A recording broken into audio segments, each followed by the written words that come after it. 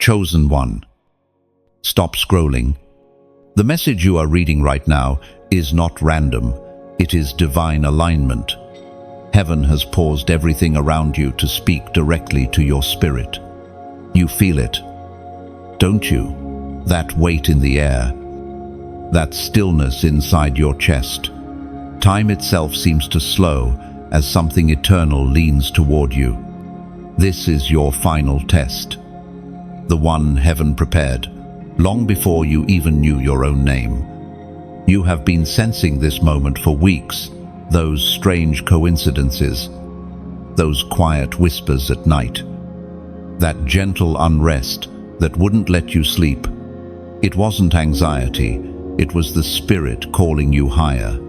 Every delay, every heartbreak, every season of waiting was the setup for this divine summons. Heaven's clock is now ticking, and your response will determine what unfolds next. You are not being punished. You are being proven. The gold of your faith is being tested in the fire so it can shine without fear or impurity. You have carried battles that would have crushed others, and God has seen every silent tear, every unspoken prayer. The pain was not for nothing, it was preparation. The voice of God thundered in the book of Exodus, chapter 14, verse 14. The Lord will fight for you. You need only to be still. Chosen one. That word is alive right now. It speaks directly to the chaos inside you, the doubts, the fear of missing out, the panic of not being enough. Heaven is saying, you don't need to strive. You just need to obey. Your stillness, your trust, your yes. These are your weapons in this final test. This is not a coincidence. This is divine orchestration. The very fact that your eyes are reading these words means that heaven has appointed this second for you. Don't underestimate how fragile this window is. 45 seconds may seem short, but in the spirit realm, it's eternity condensed into a single heartbeat. When heaven counts, seconds are sacred. You've ignored promptings before. You've delayed obedience in the past, telling yourself, I'll do it later, but not this time. Because this test is not about convenience, it's about covenant. God is watching to see if your faith will move faster than your fear. This moment is holy ground. Take off your hesitation. If you could see the angel standing beside you right now, holding the scroll with your name on it, you would understand the weight of this instant. Heaven has written your obedience into its story. When you act, creation responds. When you surrender, doors swing open. When you believe, chains that have lingered in your bloodline break. Do not let the enemy steal this moment through distraction. He fears your awakening because he knows what happens when the chosen one finally obeys. He knows that when you step forward, you carry the authority to shift generations. That's why every doubt suddenly shouts louder right before breakthrough. It's the last scream of a losing battle. Beloved, you are not standing in front of loss. You are standing in front of legacy. This test is not about surviving another storm.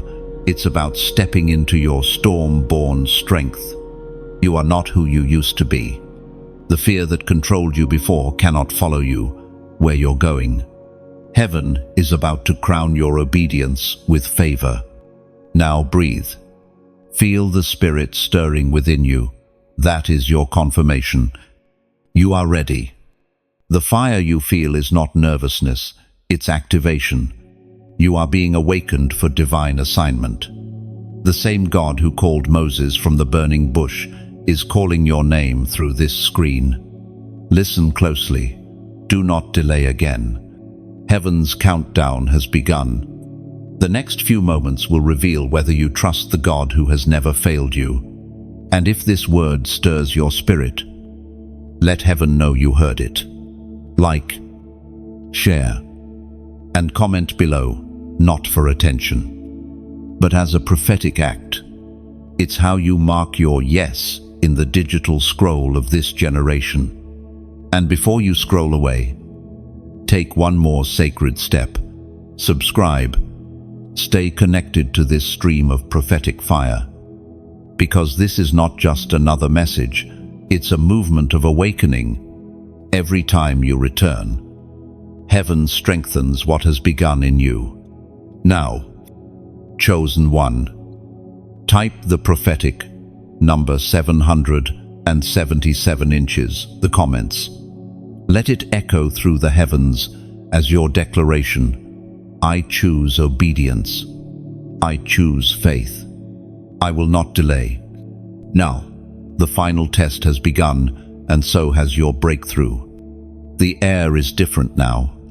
You can feel the world pausing, not just around you, but within you. Heaven has held its breath, and creation leans closer to see what you will do next. Every sound seems distant, every thought quieter, as if the universe itself knows that this exact second carries divine weight. Heaven pauses for you. Chosen one, you, whose name is written on the palm of his hand, whose every tear has been recorded in heaven's archives. This silence is not emptiness, it's sacred, waiting. It's the hush before the miracle, the calm before destiny speaks. Angels stand at attention, waiting for the signal. They know something you don't yet see, that your obedience is about to shift an entire atmosphere.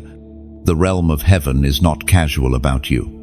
When God calls, heaven listens. And right now, heaven is listening for your heartbeat, for the rhythm of faith that says, yes, I'm ready. And you've often thought you were forgotten, left behind, while others seem to advance. You've watched others celebrate blessings that looked like the ones you prayed for. You wondered if maybe God overlooked you, if maybe you were just another name among millions. But no, heaven pauses for the chosen. The delay wasn't denial, it was orchestration. Timing is God's instrument, and He plays your life like a symphony where every pause carries purpose. Every silence from heaven was filled with divine calculation. You weren't abandoned, you were being aligned. The angels that walked beside you were being positioned for the moment when heaven's now would collide with your yes. And now, that moment stands before you. There is a beauty in waiting that most never understand. The world sees waiting as loss, but heaven sees it as worship. The moment you refuse to give up, you prove that your faith is not dependent on visible proof, but on invisible promise. God has been testing that in you, your ability to stand still when everything screams for movement. As we are reminded through the writings of David in the Psalms, chapter 27, verse 14, wait for the Lord, be strong, and take heart, and wait for the Lord. That verse is not a suggestion, it is a revelation. Waiting is not weakness, it is warfare. Every time you chose patience over panic, heaven recorded it as victory. Every tear you shed in silence was counted as seed, and seed never dies in God's soil. You thought you were forgotten, but heaven has been nurturing what you planted in faith. Now, look again at your life through heaven's eyes. What if the delay was never about punishment, but preparation? What if your unanswered prayers were not refusals, but refinements? God doesn't delay to frustrate you. He delays to protect what He's building within you. The waiting forged endurance, and endurance forged authority. You are not who you were when you first prayed that prayer. You are stronger now, quieter but sharper, hidden but mighty. Heaven's pause was your training ground. Every time you didn't see results, but still chose to believe. You passed a test unseen by human eyes. You learned to trust a voice you couldn't trace, to walk when you couldn't see the next step. That is what separates the chosen from the crowd. Listen closely. Heaven's silence is not absence, it's strategy. The orchestra doesn't play during every moment of the song. Sometimes the pause builds the power of what comes next. Right now, that is happening for you. You are standing in the divine stillness before breakthrough. And everything that once felt like waiting is about to make sense. The angels around you are not idle. They are watching, learning from your resilience. Your faith is teaching heaven what human endurance looks like when love becomes obedience. You are the sermon heaven is preaching to the universe about trust. And though it feels like nothing is happening, the unseen world is vibrating with movement. The hand of God is weaving circumstances behind the veil, aligning hearts, moving resources, shifting outcomes, because you chose to wait instead of break. If you could see what heaven sees right now, you would fall to your knees in awe. The crown being prepared for you shines brighter with every second of trust. The stillness you feel is not a void, it's the womb of miracles. Something is forming, something ancient, something written about you before time began, is about to be born. Be still. Chosen one. The pause is not punishment, it's positioning. The waiting is not wasting, it's weaponizing your spirit. Heaven is not ignoring you, it's amplifying your next moment. When the silence breaks, it will not be with a whisper, but with a roar of glory that will shake everything that once resisted you. For now, breathe. Stay still. Let your heart rest in the truth that heaven has not forgotten your name. You are the reason for the pause, the sacred center of heaven's current attention. And when the divine clock resumes its ticking, the first word it will speak will be your breakthrough. You've felt it before, haven't you? That quiet tug in your spirit, those gentle nudges from heaven that you brushed off, telling yourself it wasn't the right time. The truth is, this isn't the first time God has tried to reach you. The signs were everywhere, the dream that kept returning, the words that echoed from strangers, the repeated scripture that found you when you weren't even looking for it. Chosen one. You were warned before. Heaven has been patient, merciful, waiting for you to realize that the delay was never due to divine silence, but human hesitation. God sent whispers long before this final test. Every unanswered prayer was actually a question. Will you trust me even when it hurts? You see, divine warnings rarely come with thunder. They come in the form of quiet conviction, a still, small voice that says, "This path leads to pain, but you're human." And so you doubted. You mistook patience for permission, thinking there would always be more time. Yet, time is the one resource heaven never refunds. There were moments you nearly obeyed. You almost said yes. You almost stepped out. But then fear came, whispering, "Not yet."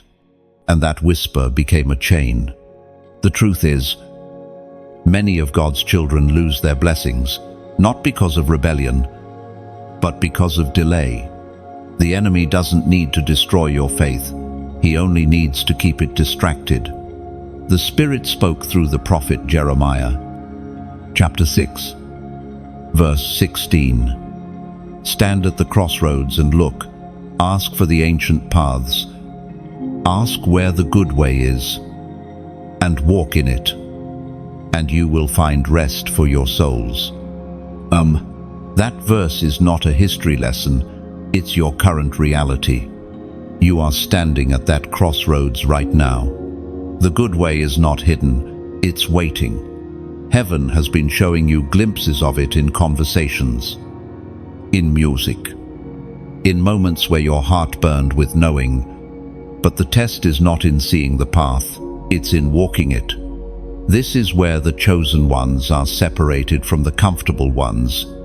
The chosen understand that obedience is not about convenience. It's about alignment. When God speaks, timing is sacred. When you delay, destiny detours. Think back. How many times did you feel the urge to move, to let go, to step into something new? But you stayed because it felt safer. Every time you said later, heaven marked that as a pause in your progress. Yet even then, God did not withdraw his hand. His patience remained, because his mercy always gives one more chance. That chance is now. This final test is not about hearing a new word, it's about obeying the old one you've been ignoring. Heaven is asking you to return to the place of the last instruction, the one you left unfinished. That's where your blessing is waiting. And maybe you've said to yourself, "But I already failed that test." No, chosen one, you delayed. But you did not fail. Failure only happens when you stop listening. And right now, you are listening again. That means grace is still available. Do not let guilt weigh you down. Conviction is not condemnation, it's invitation. When God reminds you of what you missed, it's not to shame you, but to restore what was lost. The test is not designed to break you, it's designed to wake you. Heaven's patience is not weakness, it's love. But love also knows when to close a door. And this test, this message, this very moment you're breathing in right now, is heaven's final reminder before that door shuts. Not in anger, but in fulfillment. Every test has an expiration, and the sound you hear inside your heart is the clock of destiny ticking closer to zero. So pause for a moment. Feel the gravity of this. You are not just reading words, you are standing inside a decision that will echo across eternity. What you do next determines what heaven releases next. The voice that calls you is not condemning, it's pleading. Choose now. Obey now. Step now. And if you feel that stirring inside you, if you know this message is finding you at exactly the right moment, then seal your yes. Write it into the atmosphere. Speak it into the unseen. Comment below, "I will move." Say it not as empty words, but as a prophetic declaration. When you type those 3 words, you're not typing for me, you're typing for heaven's record. You're declaring that you have heard, that you are done running, that you will move when God says move. Angels mark obedience in motion, not in emotion. And when you move, the delay breaks. You've been warned before. You've delayed before. But this time, you will move, because heaven is watching, waiting, and ready to pour out what has been held in storage for your obedience. You finally understand now, it was never punishment. Every trial, every lonely night, every unanswered prayer was a lesson disguised as loss.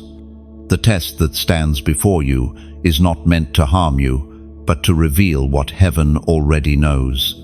That your faith is real, that your strength is deeper than pain, and that your spirit is unbreakable. God does not test to expose your weakness. He tests to prove your readiness. The world sees tests as suffering, but heaven sees them as preparation. Diamonds are not formed in comfort. They are formed under pressure. Gold is not purified in silence. It is purified in fire. The same fire that destroys straw refines precious metal. That's what God has been doing in you, refining, not rejecting. There were days you wondered if you were cursed. The doors that wouldn't open, the people who left, the opportunities that vanished, all of them felt like rejection. But every no was actually protection. Every delay was a detour designed to lead you to something higher. Heaven never wastes pain. God takes what the enemy meant for harm and forges it into the weapon of your destiny. Heaven speaks clearly through the words in Deuteronomy, chapter 8, verse 2. Remember how the Lord your God led you all the way in the wilderness these 40 years, to humble and test you in order to know what was in your heart, whether or not you would keep his commands. End of that verse reveals the pattern of divine testing. The wilderness is not punishment, it's a classroom. You were led there, not abandoned there.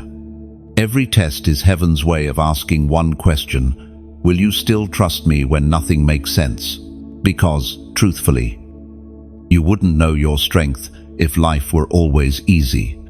You wouldn't know how much you can carry until you have to carry what you thought would break you. You wouldn't understand endurance if everything arrived instantly.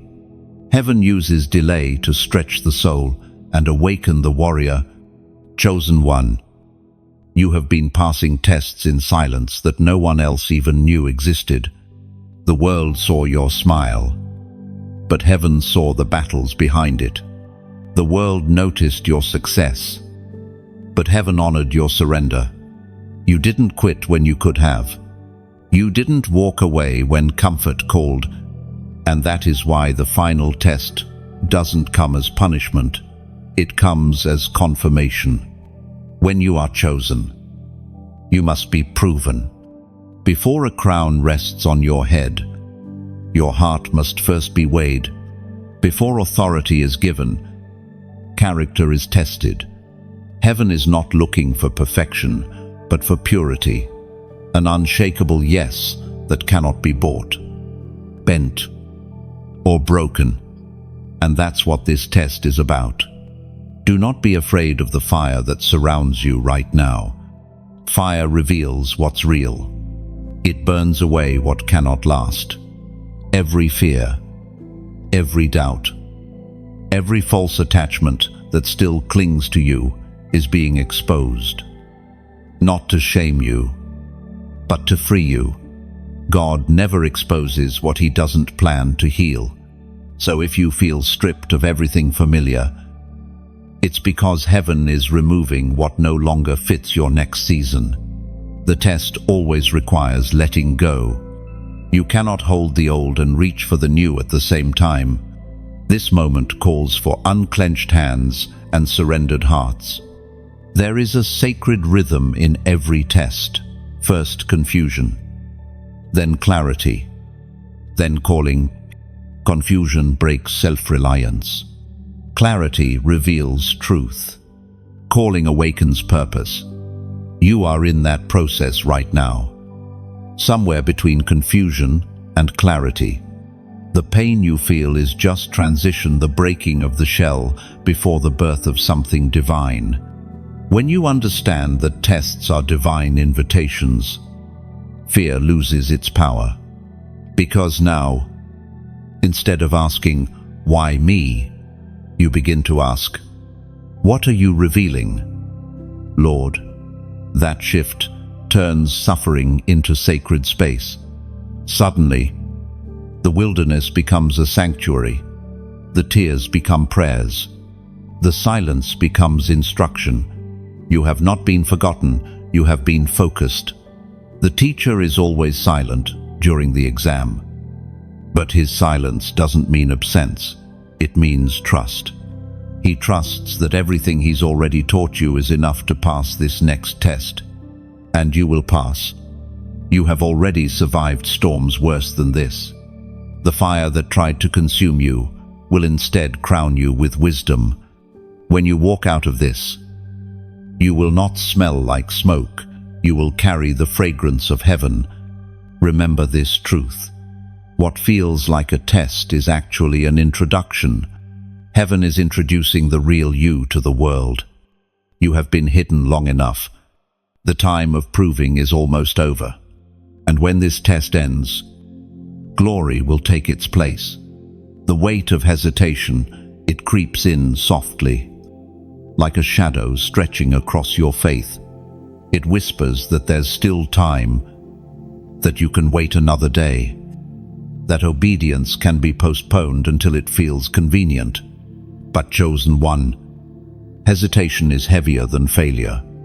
It suffocates movement, silences conviction, and robs you of divine momentum. You were not created to live in the gray space between almost and someday. You were created for, yes, every second you delay. Something in the spirit realm pauses with you. Angels halt mid-flight. Blessings wait mid-air. Doors stand open, but unused. Heaven cannot release what you refuse to reach for. You've been feeling that pressure lately, the weight in your chest that tells you you're standing too still. That's not anxiety, that's divine urgency. Imagine your destiny like a ship waiting in harbor.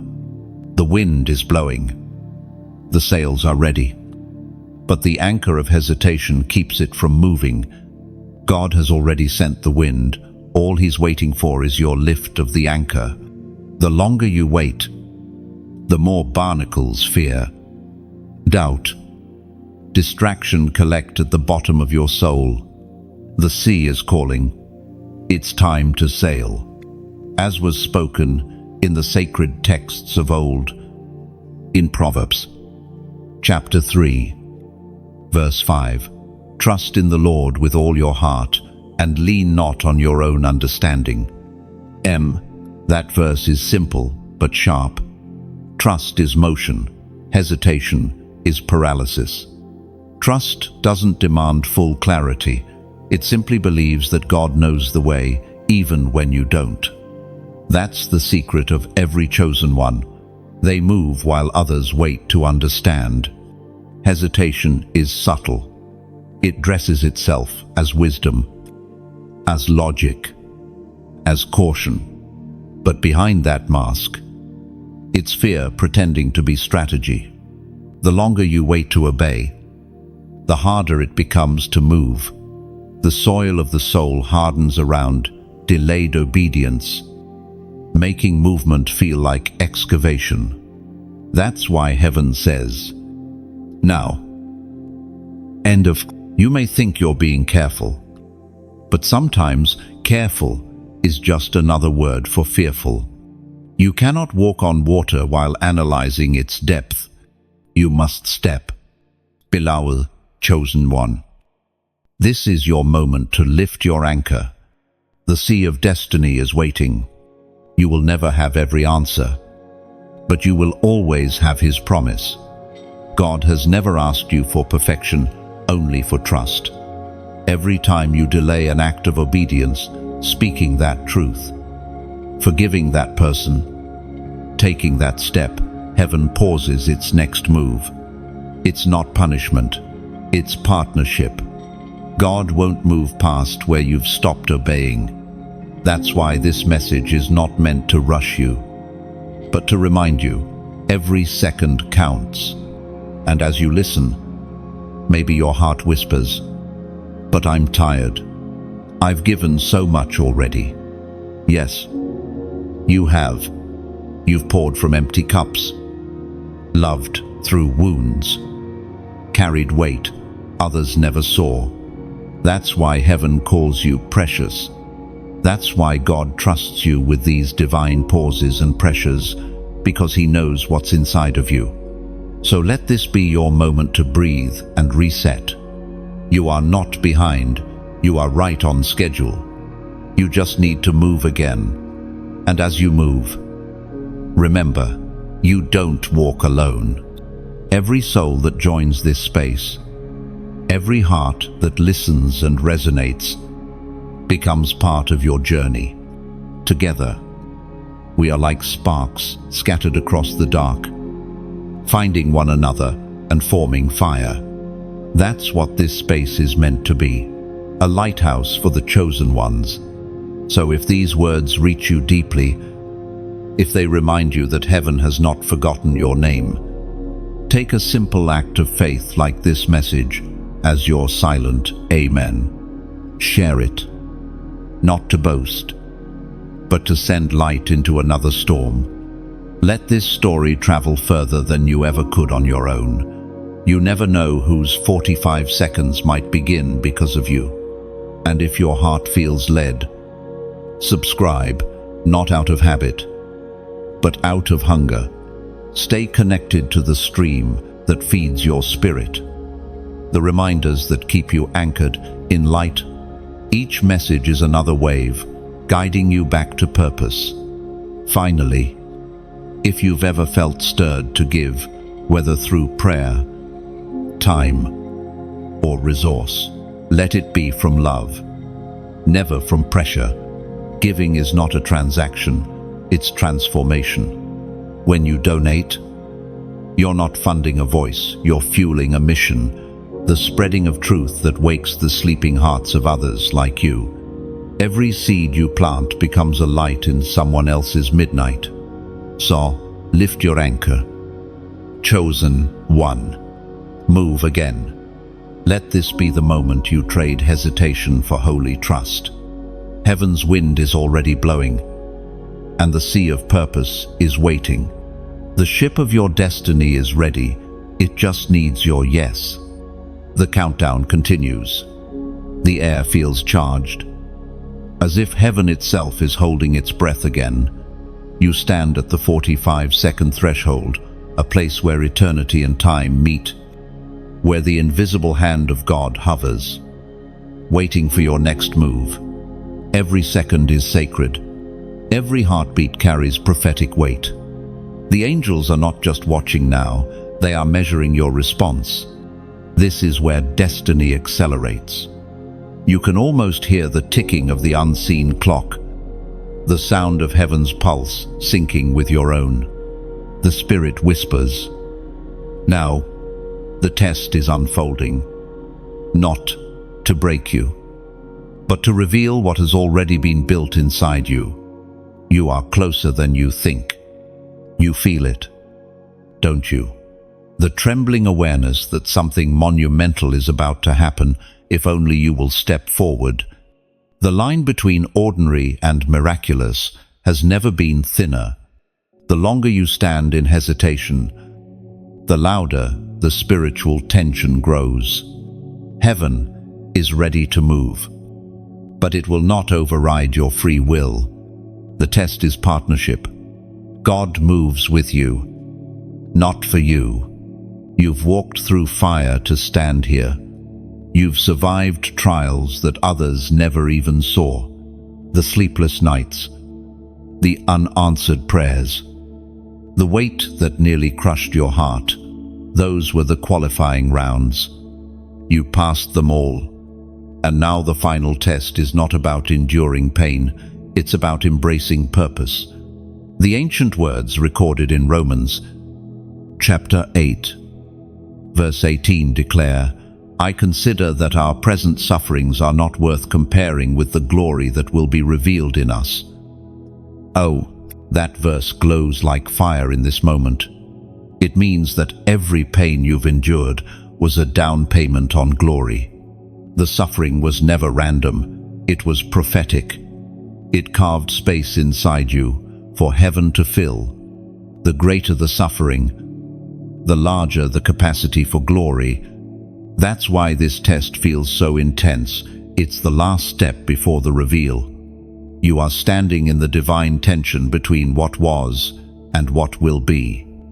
Heaven is saying, "One more step," but the enemy is whispering, "Stay still, it's safer."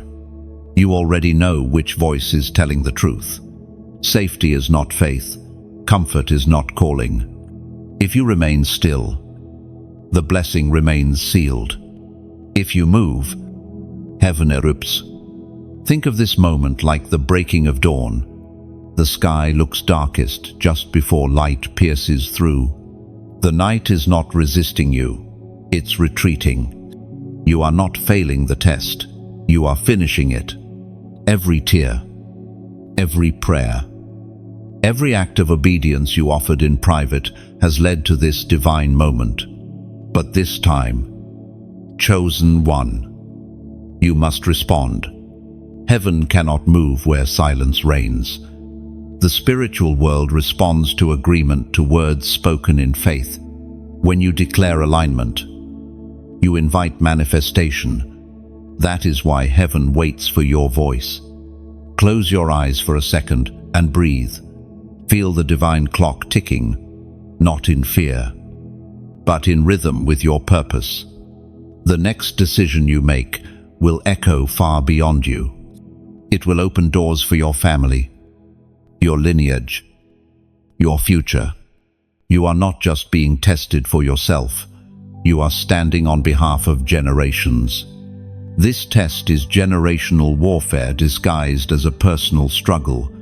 The enemy isn't just trying to delay your destiny, he's trying to stop a bloodline of light from rising. But heaven chose you as the breaker, the one who ends cycles of fear and begins new seasons of faith. So when God says, move, it's not only about you, it's about everyone who will walk in the paths you clear. Every second counts because every second shapes history. That is the power of obedience. It ripples through time.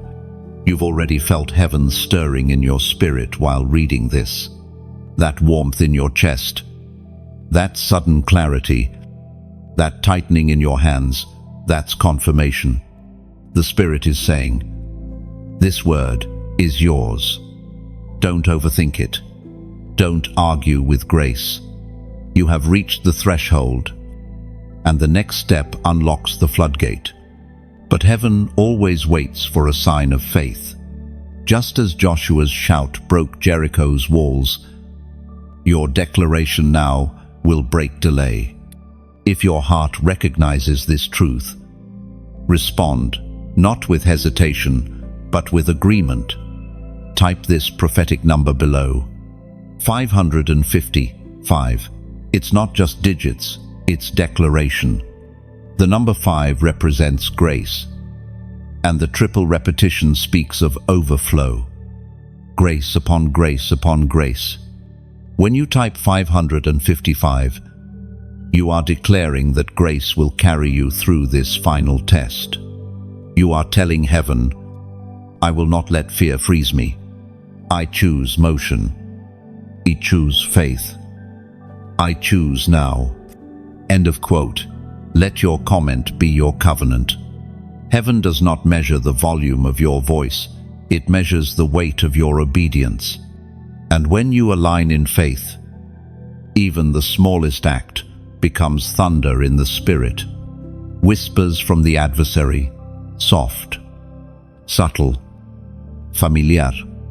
They do not come in the language of obvious evil, but in the gentle tones of reason, comfort, and compromise. The voice that once tempted Eve in a garden now circles your thoughts in the wilderness. It does not shout, it suggests. It does not strike, it distracts. Its power is not in force, but in persuasion. You know that voice. It often sounds like your own. It tells you to take it slow, to rethink the decision, to wait until everything makes sense. It reminds you of your failures, your weaknesses, the times you trusted and got hurt. It calls itself caution, but it's actually captivity. The adversary rarely needs to destroy you outright. He only needs to convince you to stop moving. You are standing at the edge of something divine. And that's exactly why resistance has risen.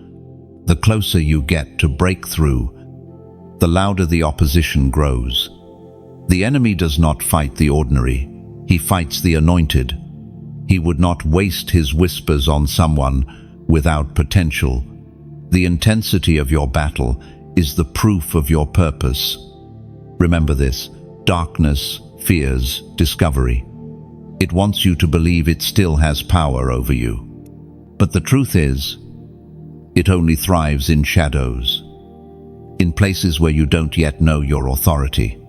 The moment you recognize its voice, it loses its grip. Temptation is only powerful when you forget who you are. The apostle reminds us in his letter to the Ephesians, chapter 6, verse 11, "Put on the full armor of God, so that you can take your stand against the devil's schemes." Oh, that armor is not made of metal or leather, it's truth, righteousness, peace, faith, salvation, and the Word of God. You've been wearing it longer than you realize. Every time you chose forgiveness instead of revenge, you fastened the breastplate. Every time you prayed when it felt pointless, you lifted the shield. Every time you declared hope in the middle of despair, you placed the helmet of salvation back upon your mind. You've been armored in silence, forged in pain, trained in unseen wars. The whispers try to tell you that you are weak, that you have already failed too many times. But the truth is, you've been walking with strength that terrifies hell. The adversary doesn't fear your perfection, he fears your persistence. He knows that even wounded, even weary, you keep showing up. And nothing frightens the darkness more than a believer who refuses to quit. Still, those whispers persist. They remind you of mistakes, replay conversations, magnify shame. They disguise themselves as logic. You've tried before. It didn't work. Maybe it's not meant to be. But faith doesn't consult past outcomes. It consults present obedience. The fact that the enemy still tries means heaven hasn't withdrawn the promise. The test remains active because your purpose remains alive.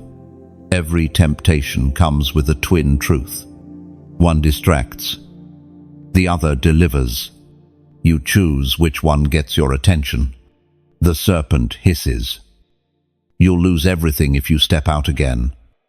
While heaven whispers, you'll lose yourself if you don't. The real battle is not fought in the world around you, but in the landscape of your thoughts. That's where destinies rise or fall. You are not fighting demons with horns, you're fighting doubts dressed as wisdom. But remember, discernment is heaven's language. The spirit within you always recognizes truth.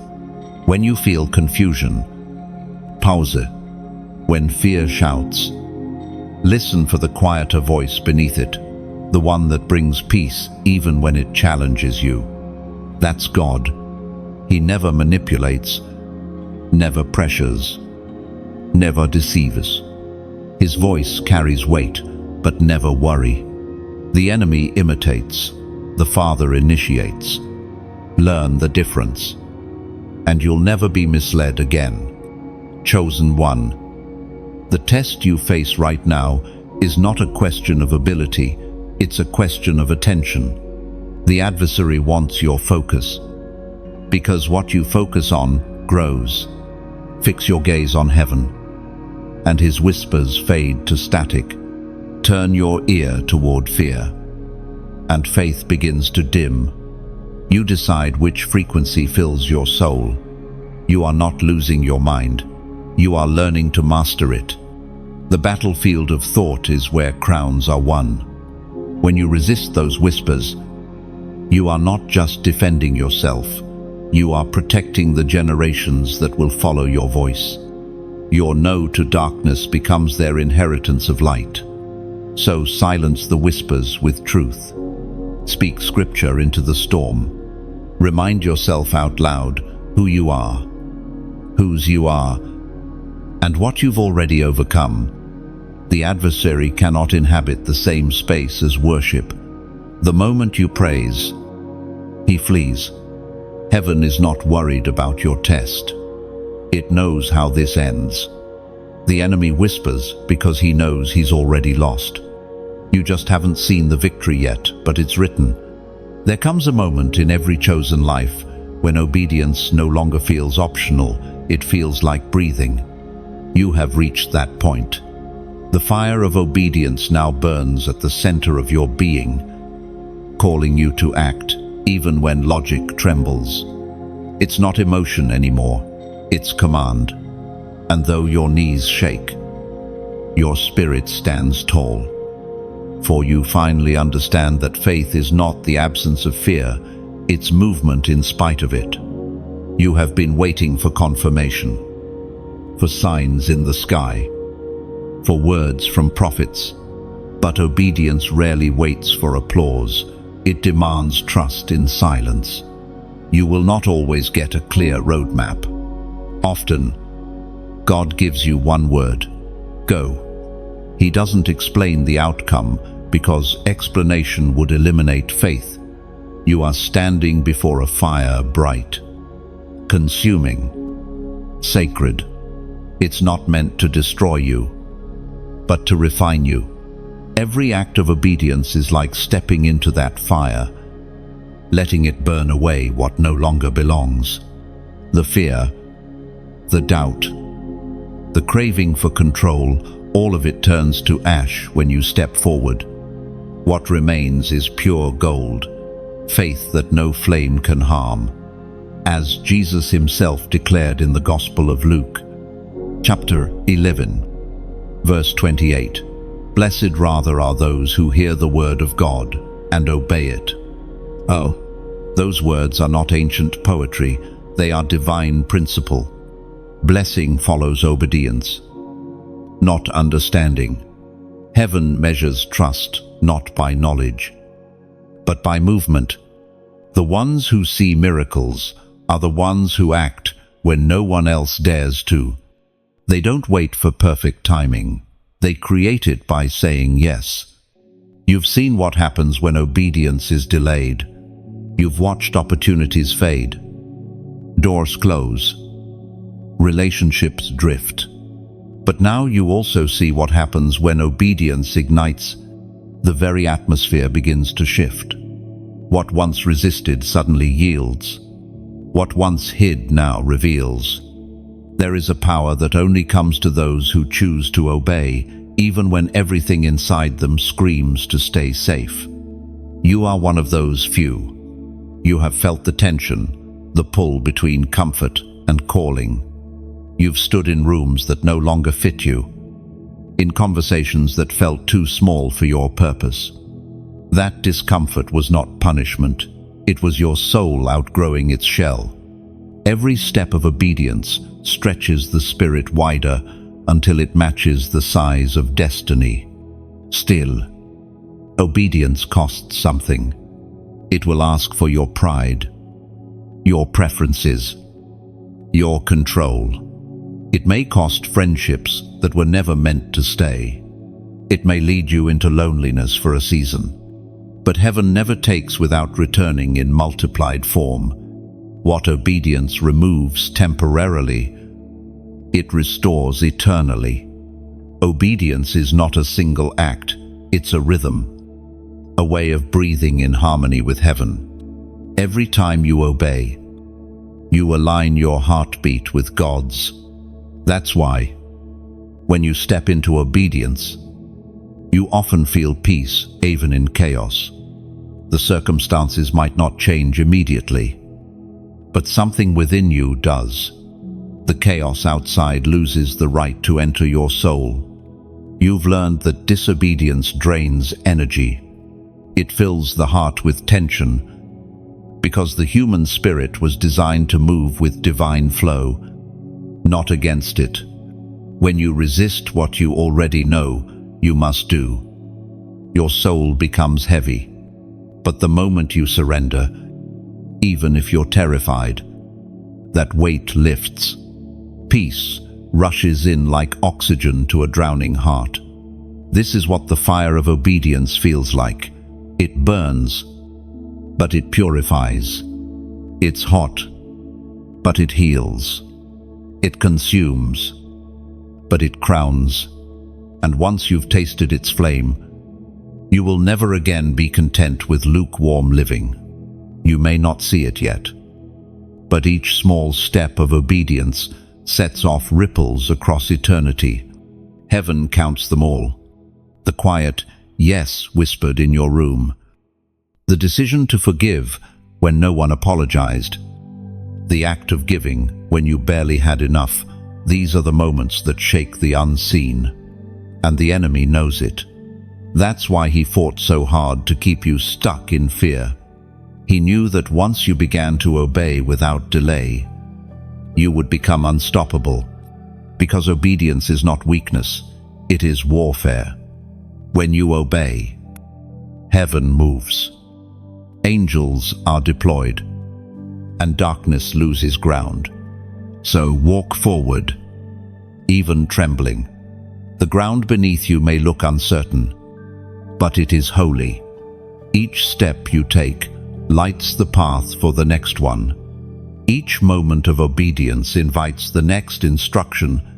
You don't need to see the full picture, you just need to keep saying yes. Heaven watches in silence as you move, and the atmosphere trembles with every step you take. You cannot see it, but angels record your response. They write your yes into eternal archives, the proof that when the final test came, you did not bow to fear. Every act of obedience is inscribed, not on paper, but on heaven's scroll, inked with light. There is no applause, no noisy, no visible sign of what has just shifted, but in the unseen, something monumental has occurred. A seal has been broken. A door unlocked. A realm opened. The kingdom measures faith differently than the world does. It doesn't count followers or fame, it counts surrender. And tonight, heaven has counted yours. You are not performing, you are partnering. When you obey, you are not trying to impress God, you are aligning with Him. The angels are witnesses, not judges. They don't watch to criticize, but to celebrate. They record your actions because obedience creates echoes that travel beyond time. We are reminded through the writings of Daniel, chapter 10, verse 12. Do not be afraid. Daniel, since the first day, you set your mind to gain understanding. Your words were heard. There is something holy about being recorded, not for fame, not for recognition, but for remembrance. Heaven keeps records to honor faith. The world forgets, but heaven remembers. Every quiet act, every prayer whispered through tears, every sacrifice no one thanked you for, none of it has gone unnoticed. You have been seen. You might feel invisible on earth, but you are luminous in the spirit. The unseen world sees what others overlook. Angels write it down, marking every moment of surrender, every act of trust. There are scrolls filled with your obedience, your endurance, your faithfulness in seasons where you could have chosen bitterness instead. And maybe you wonder, why does heaven record it all? Because testimony fuels eternity. What you do now becomes a story that strengthens others who will one day walk where you stand. Your record becomes their roadmap. Someone you may never meet will find courage because you refuse to quit. Heaven doesn't record victories the way earth does. It doesn't celebrate the loudest or the strongest. It honors the ones who didn't give up. That's why your story matters. You may think no one sees you, but God is building history through you. The scrolls of heaven carry your legacy, and generations to come will feel the ripple of your obedience. So when you feel like your prayers go unheard, remember Daniel's story. The moment he spoke, heaven responded, but warfare delayed. The delivery, the angel said he was resisted for 21 days. That means delay does not equal denial. The record was already written, it simply needed to break through resistance. That's what is happening for you right now. The angelic realm has already documented your faith, and heaven is pushing your blessing through resistance. The breakthrough is en route, not because you begged, but because you believed. When you realize this truth, peace replaces panic. You stop striving for recognition because you understand that heaven's acknowledgement is greater than any earthly applause. You don't need validation when you're already validated by divine record. You've been living under heaven's observation all along. The tests, the tears, the silent battles, they've all been witnessed. And now, that record is being sealed. Heaven has written faithful beside your name, chosen one. This is why your obedience carries such weight. You are not just passing your own test, you are rewriting the spiritual history of your lineage. What you obey today, your children will inherit tomorrow. And even as this message reaches your ears, heaven still watches quietly, lovingly, faithfully. The scribes of light continue to write, recording your response in real time. You can almost feel it, the pen of eternity, moving across the page as your heart agrees again. If your spirit feels that pull right now, that holy weight in your chest, it's because heaven is waiting for your declaration, your acknowledgement that you have heard. And you agree. Type below, I am seen. Let those 3 words be your seal. It's not a comment, it's a covenant. When you write them, you're declaring that you believe.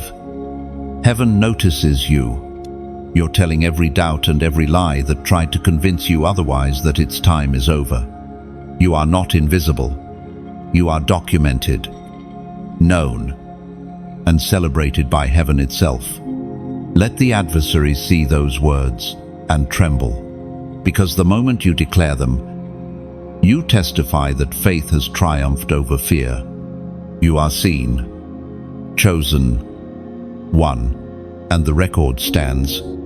The test that once terrified you has become your coronation. What looked like trial was never meant to humiliate you. It was designed to enthrone you. Every tear you cried watered the soil of your future crown. Every step you took through darkness was heaven shaping the weight of authority that now rests upon you. You are no longer being tested for survival, you are being crowned for stewardship. You see, every kingdom crown begins as a burden. The metal is forged from pain, the jewels from pressure, the band from obedience. That's why few endure long enough to wear it. But you did. You stayed when others fled. You kept believing when silence mocked you. And now the unseen world bows in recognition of what your endurance has birthed. As the apostle reminds us in his first letter to Peter, chapter 5, verse 10, and the God of all grace, who called you to his eternal glory in Christ, will himself restore you. That promise is unfolding before you, even now. The test that once felt endless is giving birth to strength you did not know you carried. The storms that once bent you are now the winds beneath your throne. You are standing on the other side of refinement. No longer a wanderer, but a witness. Picture this moment like a sunrise after a storm. The ground is still wet, the clouds still heavy, but golden light begins to seep through. That light is your restoration. Heaven is saying, "Well done. You passed what many could not bear. You held your faith when it cost you comfort. You believed when everything said, 'It's over.' Oh, now, it's time to rise, not in pride, but in purpose.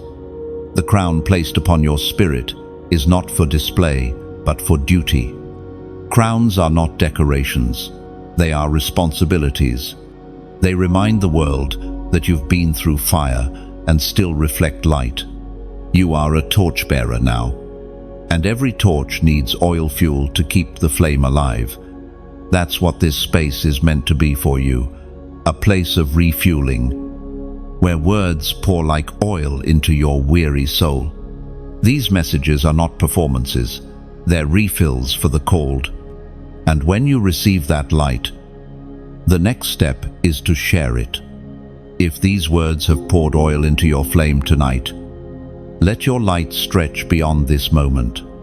Like this message, not as a habit, but as a hand raised toward heaven in gratitude, it's your way of saying, "I've been strengthened," and then share it. You never know whose darkness your light will interrupt.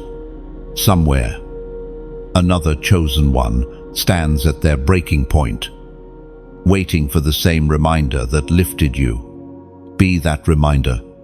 Let the ripples of your obedience reach shores you'll never see. And if your heart feels at home here, if these words speak to the deep, wordless part of your soul, subscribe. Stay connected to this current of truth. Every word spoken here is a seed of awakening. And together, we're growing a forest of light in a weary world. Some of you have asked, quietly and sincerely, how to give back, how to help keep this flame alive. The answer is simple. Keep the oil flowing. If your spirit feels led, you can donate, not because you must, but because giving turns revelation into relationship. Every seed sown becomes another spark, released to find a heart that's fading. You're not funding a voice, you're fueling a mission. Think of it like this. When you give, you're not dropping coins into a bucket, you're adding wood to a fire that keeps countless souls warm. Every contribution, no matter how small, becomes part of the story. Heaven writes through this space. It's not transaction, it's transformation. You've walked through enough darkness to understand how much light matters. So let's keep the flame alive together. A like, a share, a word, a seed. Each one carries more power than you realize. They're acts of agreement with heaven's work in your life. Because the crown on your head is not the end, it's the beginning. The authority you've gained through obedience is meant to awaken others. The test you passed was never just yours. It was the key to unlock someone else's prison. So wear your crown humbly. Let it remind you that you carry both light and responsibility.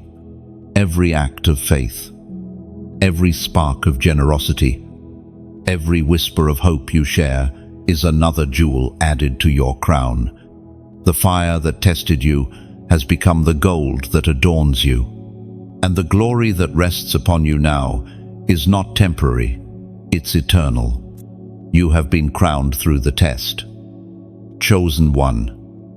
And the heavens rejoice at your coronation. You have seen both sides of this journey, the glory and the grief, the rising and the falling.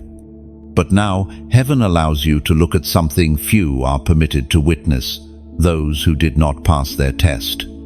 Not to gloat, but to understand the gravity of obedience.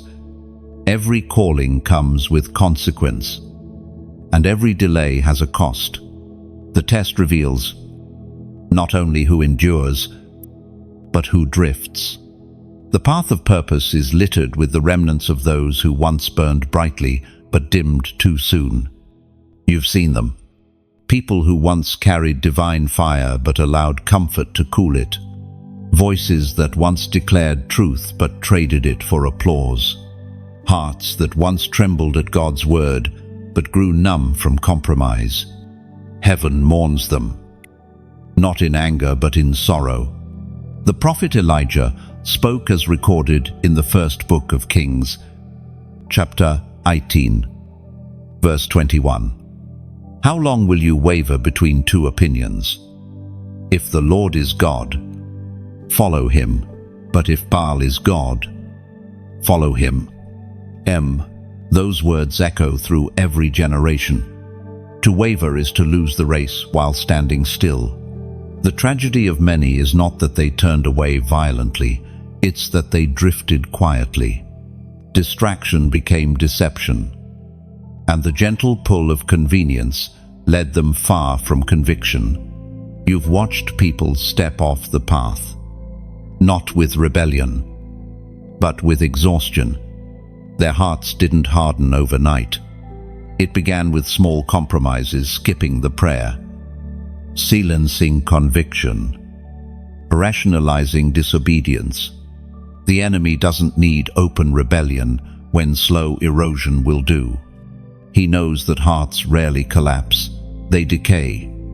And so heaven allows you to see this, not to fill you with pride, but with holy caution.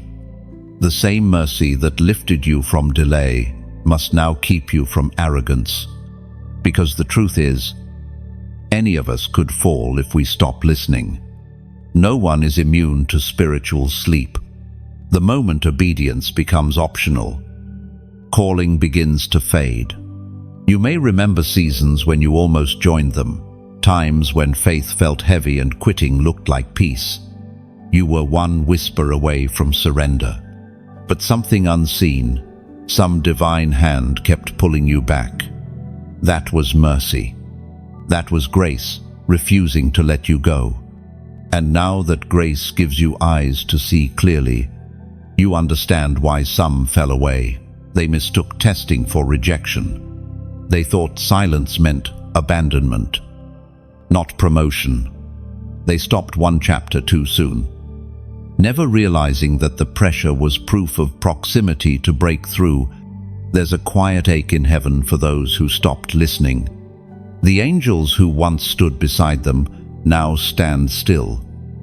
Scrolls half written, waiting for stories that will never finish. Heaven doesn't erase them, it remembers them. Their names are not lost, but their assignments remain incomplete. You are shown this not to judge, but to guard your flame. The same wind that fuels can also extinguish if the fire is left unattended. Purpose must be protected daily. It's not a crown to display, it's a lamp to maintain. So, learn from those who turned away. Don't let familiarity breed forgetfulness. The more you experience God's power, the easier it becomes to assume He'll always wait. But grace is not an excuse for delay, it's an invitation for devotion. Some lost their test because they confused the waiting room for the destination. They thought the wilderness was the promise. They built homes where God only wanted altars. That's the danger of comfort. It turns temporary, stops into permanent settlements. You, however, are called to keep moving, to keep listening, to never confuse stillness with stagnation. You are the one who continues where others stopped. That's what makes you chosen, not perfection, but persistence. It's okay to mourn those who didn't continue. Even Jesus wept over cities that rejected him. Compassion keeps your heart soft. Remember them in prayer, not in pride. Ask heaven to awaken what still sleeps in them, because some tests are paused, not ended, and the same grace that revived you can reach them too. The lesson here is eternal. The test does not end when the fire fades. It ends when faith finishes. The true danger is not in failing, but in stopping too soon. And so you must stay awake. Keep the oil in your lamp. Keep your spirit sensitive to the whisper of heaven. This vision, this glimpse of what happens when obedience is abandoned, is not meant to frighten you, but to focus you. It's a reminder that calling is both a privilege and a stewardship. Heaven trusts you to carry what others dropped. It happens quietly, like dawn breaking after the longest night. Without warning, the heaviness begins to lift, and something inside you stirs with a sense of release. The season of testing has done its work, and now, heaven begins to unveil what has been hidden all along. You feel lighter, clearer, stronger. The blessing you thought was lost has been waiting on the other side of your obedience. It's not that God was withholding, it's that heaven doesn't release what you're not yet ready to carry. The shift is subtle at first. Peace begins to take root where fear once lived. Conversation change. Doors that were sealed shut start to creak open. It's as if the air itself carries new sound, a harmony between your spirit and the voice of God. You realize now that delay was never denial. It was divine alignment. The Word of God declares in the book of Isaiah, chapter 60, verse 1, "Arise, shine, for your light has come, and the glory of the Lord rises upon you." End quote. That is not poetry, it's prophecy. It's happening now. You are standing in the arise moment of your life. The blessing that was hidden has been activated, not by chance, but by choice. Your choice to obey, to trust, to stay when you wanted to run. Heaven has been waiting for your posture of surrender, because blessings only settle on surrendered shoulders. The hidden blessing is not always material. Sometimes it's the return of peace. Sometimes it's clarity, healing, or the restoration of your name after a long season of misunderstanding. Sometimes the blessing is you finally whole, finally fearless, finally aware that you were never unworthy, only unready. You feel it deep in your soul. The weight of waiting has turned into wings. You no longer carry your story as pain, but as power. The things that once haunted you now stand as testimony. You don't have to prove yourself anymore. The evidence of divine favor will speak for you. The hidden blessing is also revelation. You now see how perfectly everything had to align for this moment to exist. Every delay was a divine detour, protecting you from what looked good but wasn't God. The people who left were not punishment, they were pruning. Their departure created space for what is pure, lasting, and true. Heaven never subtracts without intending to multiply. Chosen one, your life is shifting from testing to testimony. You are stepping into a season where the word almost will no longer define you. What used to nearly happen will now fully manifest. Heaven is not teasing you with glimpses anymore. It's releasing the fullness of what's been prepared in secret. You once felt small and unseen, but God was never ignoring you. He was investing in you. You were being hidden on purpose, like a seed under the soil. No one applauds the buried seed, but heaven rejoices when it finally breaks through. You are that breakthrough. The soil has cracked, the roots have deepened, and now the stem pushes through toward light.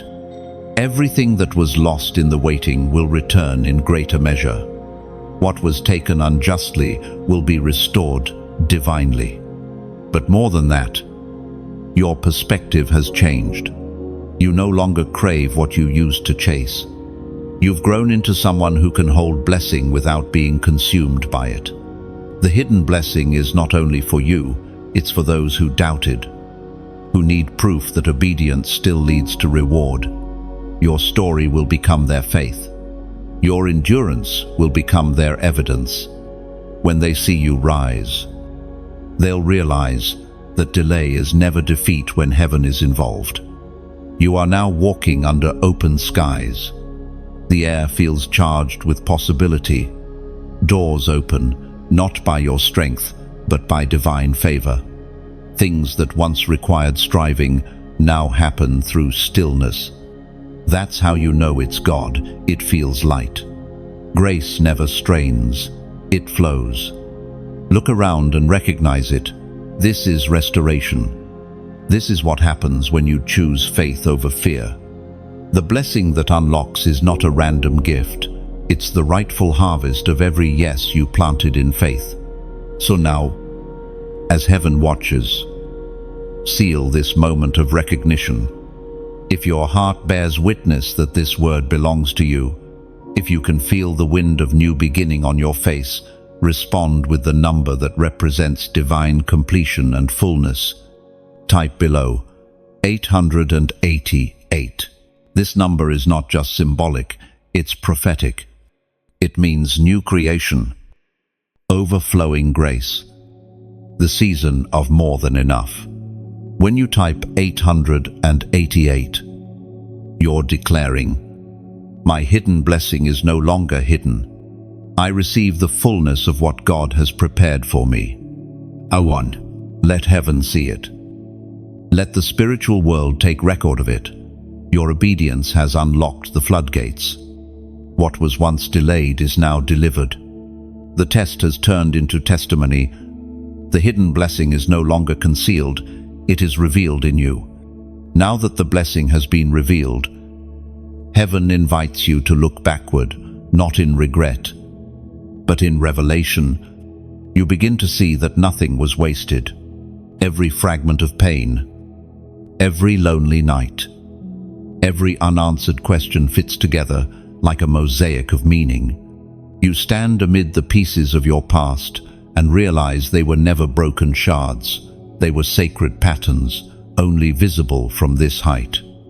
This is the battlefield of memory, the place where gratitude fights to rewrite what grief once owned.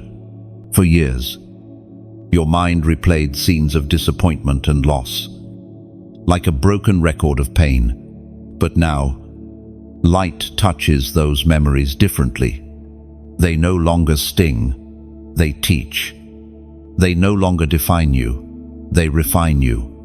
The Spirit has entered your history and turned wounds into windows through which His glory now shines.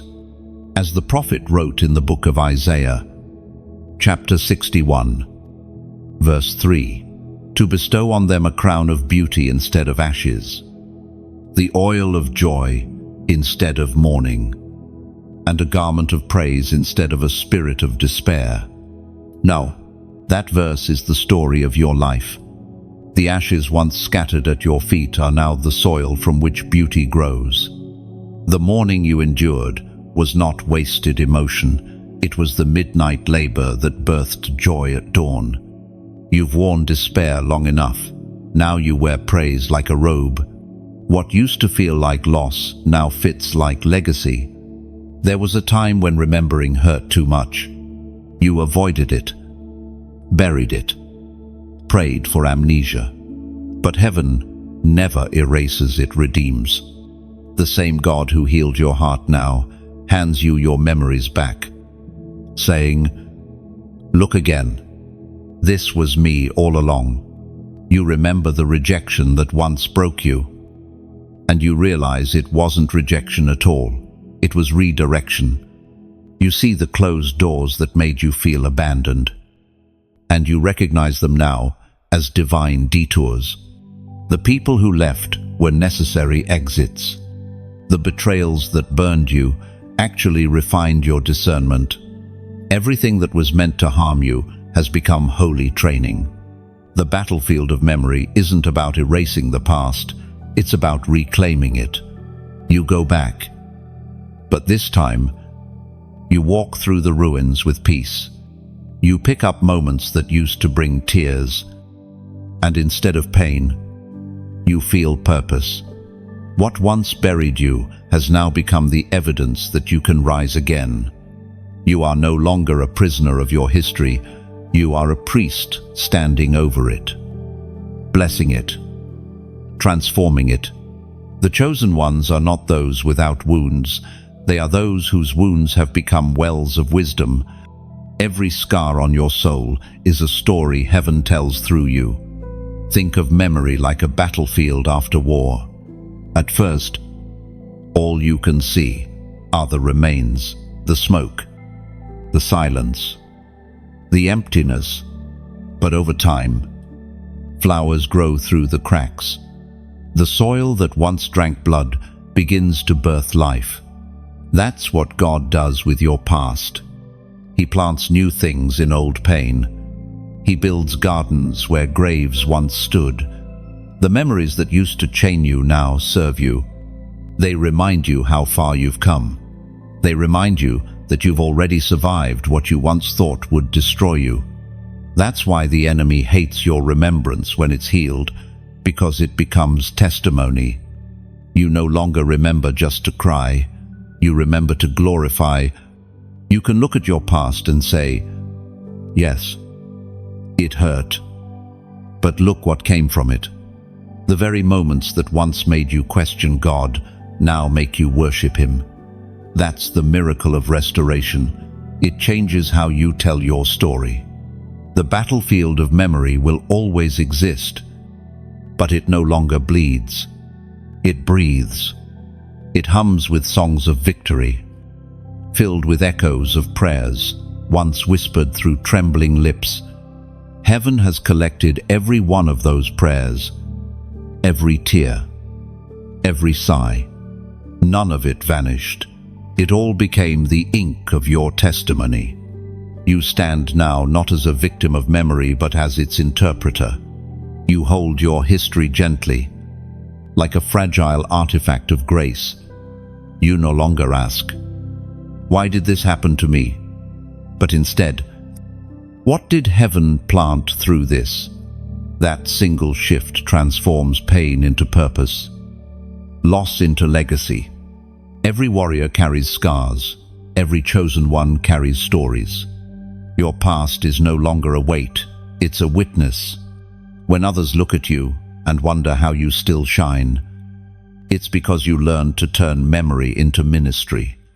The fire that once burned you now burns through you, illuminating paths for others who are still lost in the dark. The battlefield of memory has become your sanctuary. The war is over, but the ground still speaks, and what it says now is holy. You have crossed through fire, through silence, through the battlefield of memory, and now something begins to mark you, an invisible seal, placed by the hand of heaven itself. The mark of the obedient. It is not seen with human eyes, but everything in the spirit realm recognizes it. Angels bow in acknowledgement. Darkness recoils at the sight. You carry the fragrance of surrender now, and that scent terrifies hell. The mark is not a brand of superiority, it is a sign of survival. It tells the unseen world that you have passed through testing without losing your heart. It speaks louder than crowns or titles because it cannot be earned. It can only be received through obedience. Those who carry it are known not by appearance, but by atmosphere. When they walk into a room, peace follows. When they speak, conviction awakens. When they pray, realms respond. The ancient words recorded in 2 Corinthians, chapter 2, verse 15 declare, "For we are to God the pleasing aroma of Christ among those who are being saved and those who are perishing." That is what the mark is, a spiritual fragrance. It's not about perfection, it's about presence. You now carry the scent of the one who walked with you through the wilderness.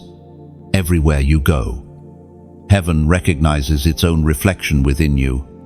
The wilderness stripped you, yes, but it also branded you with divine authenticity. The mark is invisible to the natural eye, but unmistakable in the spirit. That's why some people respond differently to you now. They sense something they cannot explain. Some are drawn to it, others are disturbed by it. Light reveals, and revelation disrupts comfort. When you speak, even casually, the atmosphere shifts, because your words no longer carry mere sound, they carry authority. This authority didn't come cheaply. It cost your comfort, your reputation, your tears. It was carved into you during nights of silence when heaven said nothing but watched everything. The mark glows brightest in those who were once broken. That's why your pain matters. It became the ink heaven used to write destiny on your soul. Carrying this mark means you will never quite blend in again. You are not meant to. The obedient cannot return to disobedient environments without unsettling them. You will notice it. Conversations that once entertained you now feel heavy. Certain habits no longer fit. The familiar starts to feel foreign. That's how you know the mark has settled. You've outgrown your old atmosphere. But the mark is not isolation, it's invitation. It draws you closer to others who carry the same light. Somewhere in this world, there are others who have also walked through fire and emerged glowing. When two marked souls meet, recognition happens instantly, not by sight, but by spirit. Their words harmonize, their prayers ignite, their faith multiplies. The mark forms family. The mark also draws responsibility. You are now a carrier of clarity in a world addicted to confusion. You cannot live casually anymore. Every choice is amplified. Every word echoes further than before. That may sound heavy, but it's actually freedom. Freedom to live fully awake. You no longer drift, you direct. You no longer react, you reveal. Many are called, but few are marked. The call is an invitation. The mark is the confirmation. And it is never placed on those who speak of obedience. It is placed on those who live it. The mark shines in consistency, not charisma. Heaven does not mark those who perform. It marks those who persevere. If you could see yourself now in the Spirit, you would be overwhelmed. Light swirls around you like a mantle. The mark on your soul glows with hues of gold and fire. Angels recognize it as proof that you belong fully to the kingdom. Demons recognize it as a sign of defeat. You have become a walking declaration that obedience still works, that surrender still wins, that light still conquers. But remember, the mark is not a finish line, it's a beginning. It authorizes you for greater assignments. What was once testing has now become training.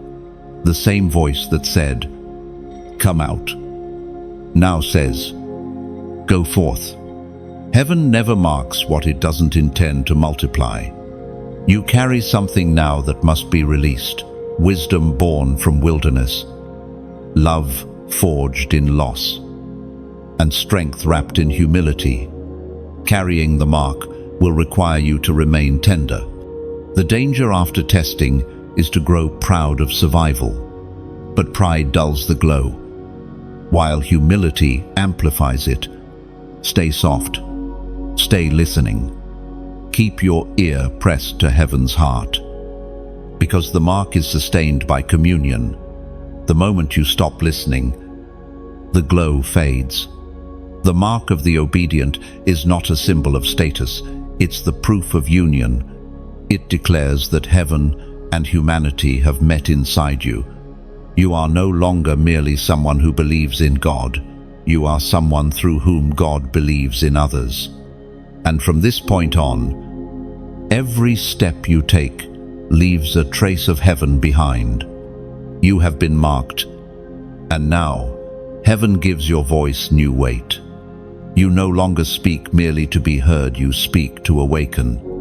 Every word that leaves your mouth now carries the resonance of someone who has walked through both fire and silence. Your voice shakes realms. Chosen one. It stirs what is asleep and summons what is divine. You may not realize it, but when you speak, you are echoing the sound of heaven's trumpet through human breath. When God gives someone a voice like yours, He doesn't give it for noise, He gives it for nations. Your words will cross borders long before your feet do. A single sentence, spoken unter divine Inspiration, can ripple across timelines, touching hearts you'll never meet. That's why your voice matters. It's not just expression, it's weaponry. Every syllable of truth becomes a sword cutting through deception. According to what is revealed in the book of Jeremiah, chapter 1, verse 9, then the Lord reached out His hand and touched my mouth and said to me, I have put my words in your mouth. End of what? That ancient moment is happening again through you. You carry divine vocabulary now. What you release is no longer ordinary language, it is living seed. Your words plant conviction, courage, and clarity in the soil of other souls. You may never see the harvest, but heaven tracks every field you've sown. When you speak, people will feel what they cannot explain. It will be as if their souls remember something they had forgotten, a language their hearts once knew. That's the power of a marked voice. It doesn't just communicate, it resurrects. But with this power comes stewardship. You must speak with intention, not impulse. The world is filled with noise, yet heaven trusts you to be melody. Every time you open your mouth, you choose between adding to the chaos or creating harmony. The chosen ones do not speak to impress, they speak to illuminate. You may never stand on a stage, but the divine doesn't measure platforms, it measures purity. The whisper you release in faith can reach further than the sermon shouted without anointing. So speak when heaven prompts you, and stay silent when heaven pauses. The same wisdom that gave you the voice will teach you when to use it. And remember, your voice doesn't just travel through sound, it travels through action, through kindness, through how you treat others. The world listens, even when you're not speaking. You are a living message, written by God in the language of compassion. This, chosen one, is where your calling and community meet. The message you carry is not for you alone. It's for those who need to hear the same hope that once revived you. The light in your words is meant to be shared. So, if these words have stirred something in you, if you feel that holy vibration of recognition like this message as your quiet amen, it's not about algorithms, it's about agreement. Each like is a heartbeat that says, I receive, and I will remember. Then share it. Someone out there is wandering in silence, desperate for a reminder that their voice still matters. Let your act of sharing become their divine interruption. You might be the bridge between their despair and their awakening. And if this space has become a place where your soul finds strength, subscribe. Stay connected to this flow of living words, because this isn't just a series of messages, it's a journey. Every story, every section, every truth builds upon the last. You're not following a voice, you're walking with a movement. To those who have asked how to sustain the light, the answer is simple: keep the fire alive. You can donate, if led not as a transaction, but as participation. Imagine your gift as oil in a lantern, ensuring the flame burns through the night for others who still wander. Every seed keeps the message reaching further. Every act of giving becomes a silent sermon that says, "Let there be light." And finally, comment below. Write what this section stirred in you, whether a single word, a sentence, or a revelation. Your reflection might be the confirmation someone else needs. Community is not built through perfect speeches, but through honest hearts. When you speak from yours, heaven amplifies it. Your voice matters. It carries more than sound, it carries spirit. It's time to stop whispering your calling and start declaring your assignment. You are not echoing the world, you are amplifying heaven. And through every word you share, you make eternity audible. So speak. Chosen one. Write. Pray. Sing. Declare. Let your breath carry divine resonance. Because when your voice moves, heaven moves with it, and somewhere, a sleeping soul awakens to light again. The night has grown quieter. You can feel the shift, the air no longer heavy with battle, but humming with separation. The time of dividing has come. This is the final separation of the called, that sacred, trembling line between the chosen and the casual, between those who hear and those who only listen. You stand now where paths diverge, where heaven draws a boundary that cannot be crossed by indecision. This is not punishment, it's purification. God is separating not to exclude, but to preserve. He does not mix light with shadow, nor destiny with distraction. There comes a moment in every divine journey where heaven says, "Enough." The noise, the compromise, the half-heartedness, it all falls away. Only the pure flame remains. As was spoken in the Gospel of Matthew, chapter 22, verse 14, "For many are called, but few are chosen." That verse used to sound harsh, but now you understand. The difference between the called and the chosen isn't God's preference, it's humanity's response. Many hear the invitation, but few embrace the cost. The chosen are not better, they're simply willing. They say yes when others hesitate. They stay when others scatter. They endure what others escape. You feel the weight of that separation now. It's not loud, it's solemn. Heaven is sorting, not in judgment, but in alignment. Some who once walked beside you will quietly fade. They are not enemies, they are simply not meant for the next chapter. Their rhythm no longer matches heaven's tempo for your life. At first, this separation feels lonely. The silence of those departures cuts deep. You may ask, why can't they come with me? But destiny travels light. The higher you ascend, the less you can carry. God removes what cannot breathe at your altitude. The separation is not rejection, it's preservation of purity. This separation also happens within. Heaven divides light from shadow inside your own heart. Old desires lose flavor, distractions fall flat.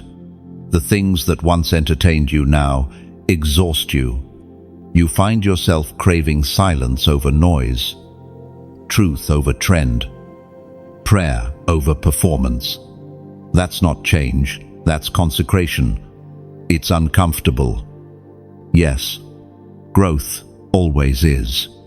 There are moments you'll question if you're losing yourself, when in truth, you're just shedding what was never you to begin with.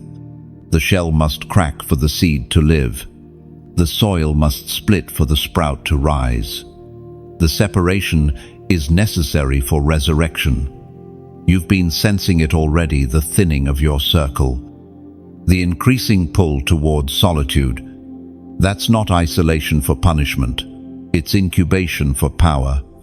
Heaven hides its strongest voices before releasing them. The same God who concealed Moses in a basket, who hid David in fields, who veiled Esther in silence, is doing the same with you. Hiddenness is heaven's method of protection before manifestation. And yet, this separation is not cruel. It's holy surgery. God removes what hinders, but He never amputates what heals. Everything leaving your life in this season is making room for something sacred. The pruning is painful, but every cut has purpose.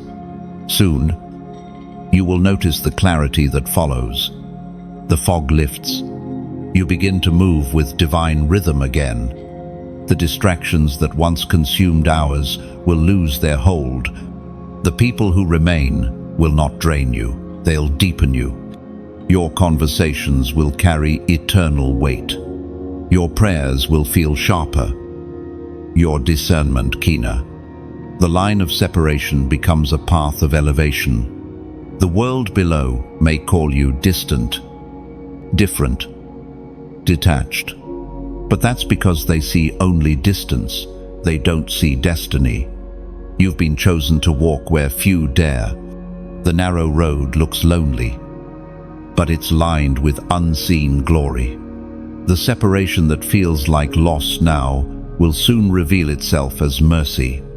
For once, you will breathe freely, uncluttered, undistracted, unwavering.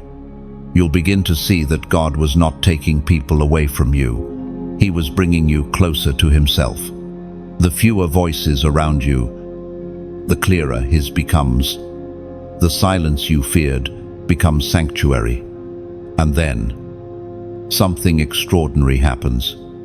The pain of separation turns into gratitude. You begin to thank God for every closed door, every farewell, every ending that made room for this beginning. You realize that separation is not about exclusion, it's about expansion. Heaven separated light from darkness, not to divide creation, but to define it. That same definition now rests upon you. You are not just called, you are confirmed. The line has been drawn, the distinction made. You stand among the remnant, those who choose obedience over ease, truth over trend, and surrender over spectacle. This is the holy separation of the called. You stand on the edge of revelation, ready to step fully into the identity Heaven carved for you through fire, silence, and faith.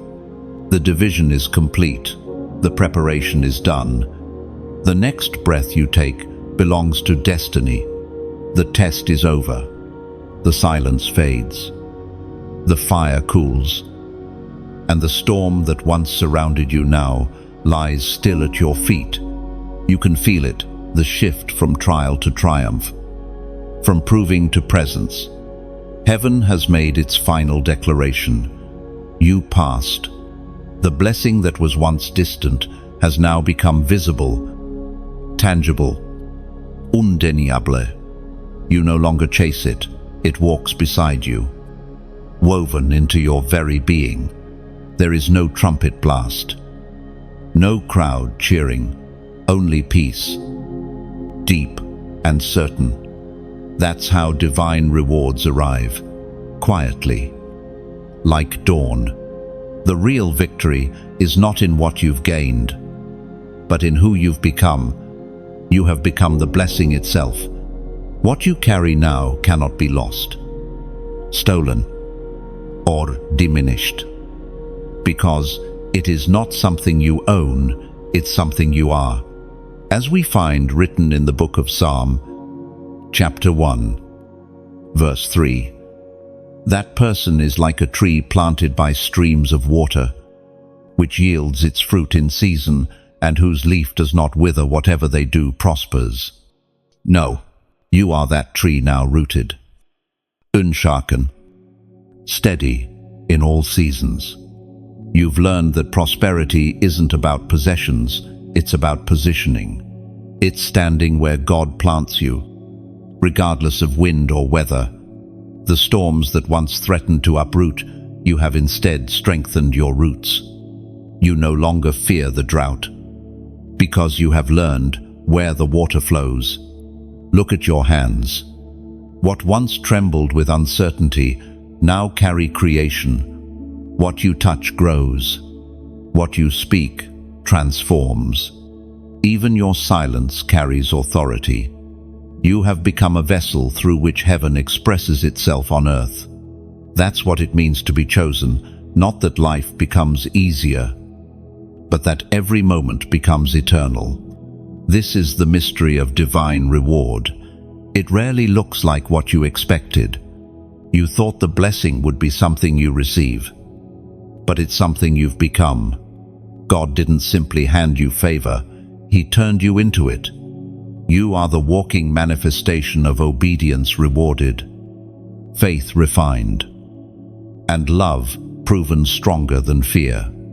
People will notice the difference before you do. Doors will open with less effort, not because you strive, but because heaven recognizes its reflection in you. Opportunities, connections, provision, they will find you, drawn by the frequency of faith that now radiates from your life. What was once withheld has been released, not as luxury, but as legacy. And yet, you will feel no pride, only gratitude, because you remember the nights when you were breaking. You remember the prayers that felt unanswered, the waiting that nearly crushed you. You remember thinking it would never end. Now you know every delay was a seed, every tear a raindrop that watered what you could not yet see. That's why this moment feels sacred. You stand in the harvest of hidden obedience. The fruit you see now grew in soil no one else noticed. Heaven is not surprised by your blessing. It was the plan all along. The waiting was never wasted. It was worship. The visible blessing is only the beginning. The deeper reward is the peace that no circumstance can disturb. You no longer measure success by what changes around you, but by the stillness within you. You've found the rhythm of divine rest. That state where effort ends and alignment begins. Even your perspective on struggle has changed. You no longer resent the fire, you thank it. Because the fire didn't just test your faith, it revealed your foundation. Without it, you would never have known how strong you truly are. The pain was the process, the loss was the lesson, the test was the transformation. Now, when others face their storms, you will understand what to say. You won't preach, you'll testify. You'll remind them that the same God who carried you will carry them. That's how your blessing multiplies, by becoming guidance for others still in the wilderness. The final test has revealed the truth. You were never waiting for the blessing. The blessing was waiting for you to become ready. And now you are. Heaven's timing and your obedience have finally met. And the result is completion. So stand still for a moment. Let the peace settle. Let gratitude fill every corner of your heart. Feel the presence of heaven wrapping around you, not as visitation, but as habitation. You are home now, fully aligned with divine purpose. You have become what heaven always intended, a living testimony that obedience brings glory, that endurance births greatness, that surrender leads not to loss, but to transformation. You are the visible blessing of an invisible God. The test is complete. The blessing is revealed. The chosen one stands. Chosen one. The journey has reached its final breath, but destiny does not end here. This is not a goodbye. It is the beginning of your new chapter. You have walked through fire, silence, and revelation. You have become the very proof that faith still transforms, that obedience still opens heaven. Now, your story becomes the spark that will awaken others. If this message has stirred your spirit, if it reminded you of who you truly are, then let heaven hear your amen. Like this message as your quiet hallelujah, a digital echo of gratitude for how far grace has carried you. Share it. Let your light travel beyond the boundaries of this moment to reach another soul standing at their own 45-second threshold. And before you leave, write below what this journey awakened in you. Comment your reflection, your revelation, or even a single word that captures your transformation. Your testimony may become the word someone else has been waiting for. If your heart feels at home here, subscribe and stay connected. Each new message is another ember of truth, and together we keep the fire alive. Heaven smiles upon your obedience. Your light has only just begun to rise.